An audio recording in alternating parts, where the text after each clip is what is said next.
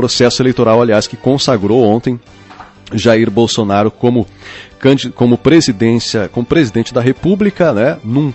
processo eleitoral, inclusive, e que mostra e apresenta neste momento um país dividido, que agora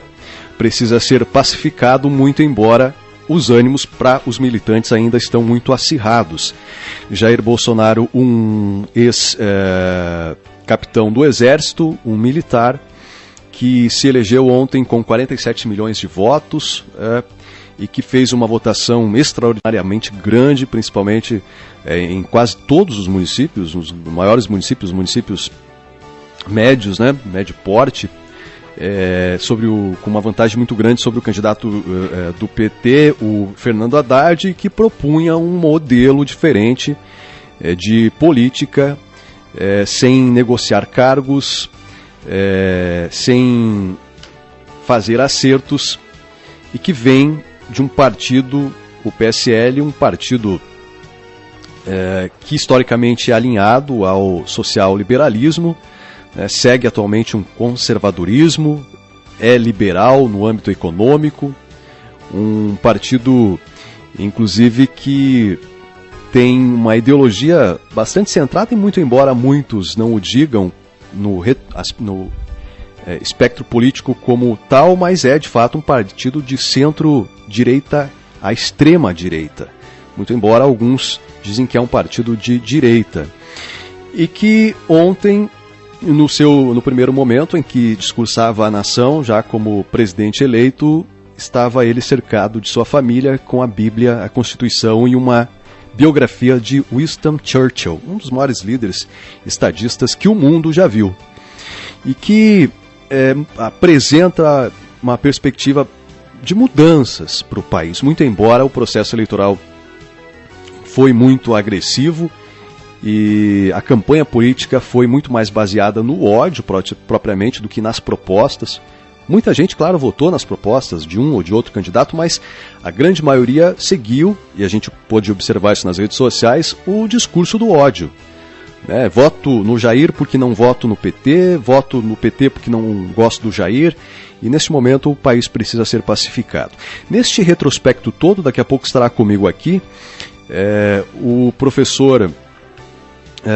Eiji Tanaka, que é professor da Universidade Paranaense, coordenador do curso de História na modalidade de Educação à Distância, o professor que tem uma larga qualificação e capacitação no campo da História. Ele possui uma graduação em História pela Universidade Estadual de Londrina, mestrado em Educação pela Universidade Federal de Uberlândia, tem experiência na área de História, com ênfase em História Contemporânea, História do Brasil, atua principalmente com temas ligados à História da República do século XX, desenvolvimento econômico, indústria cultural, teorias políticas. Então, daqui a pouco, nós teremos aqui o professor Eiji Tanaka, que vai nos ampliar toda essa discussão e nos ajudar um pouco mais a compreender o que a eleição de Jair Bolsonaro representa em termos políticos e históricos para o Brasil. É muito fácil, às vezes, fazer uma análise política de quem propriamente vive a política partidária dos partidos políticos. Se ora é do PSL, vai defender o PSL. Se ora é do PT, fará a defesa do partido político do PT. Por isso, nós convidamos para este primeiro dia, depois do processo eleitoral, alguém que tem uma qualificação na área educacional, teórica, que conhece sobre história brasileira, sobre política brasileira, para nos ajudar a entender de uma forma mais imparcial possível o cenário que temos neste momento no país. Com a proposta de um governo que jamais foi feita no país. Com uma nação que, ao mesmo tempo que estava dividida ontem, saiu às ruas para comemorar como se fosse uma final de Copa do Mundo a eleição de alguém que tem um discurso diferente, que prega um novo formato de política e que é, inegavelmente, parte, eu não diria que faz parte de um governo de militares, mas vem do processo militar, que é ovacionado, ou foi ovacionado ontem nas ruas, como um salvador de uma pátria que necessita não só de esperança, mas de um novo modelo de país, de um projeto de nação, que não seja mais permeado pelos esquemas e pelos escândalos permissivos, destrutivos, autofágicos dos projetos políticos que roubaram da nação brasileira durante anos. E de um país que agora espera que os seus mandatários sejam os primeiros atores não só de uma democracia que precisa ser seguida, de um princípio constitucional, de um Estado de Direito democrático, com as liberdades garantidas, que respeite o ordenamento social e jurídico e as instituições extremamente constituídas e, na minha opinião e visão, muito fortalecidas na base da democracia, mas que seja também ator de transformação de um novo país, de uma nova nação, em que a negociata, os esquemas e o jeitinho brasileiros deixam de ser levados como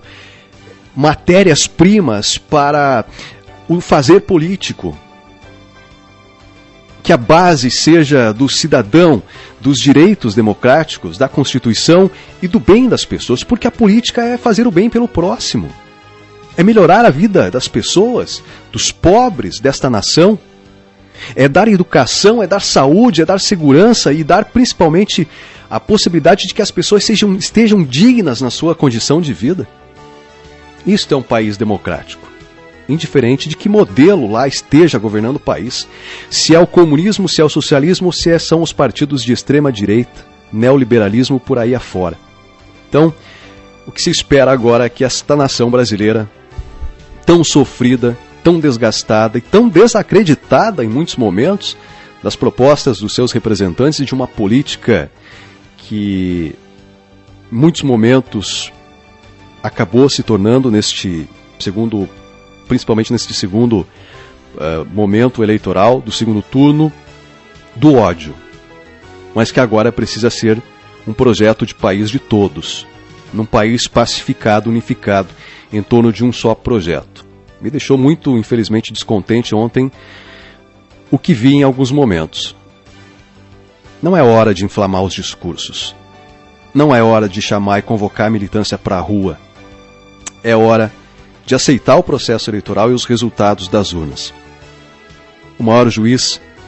é o povo, e assim ele decidiu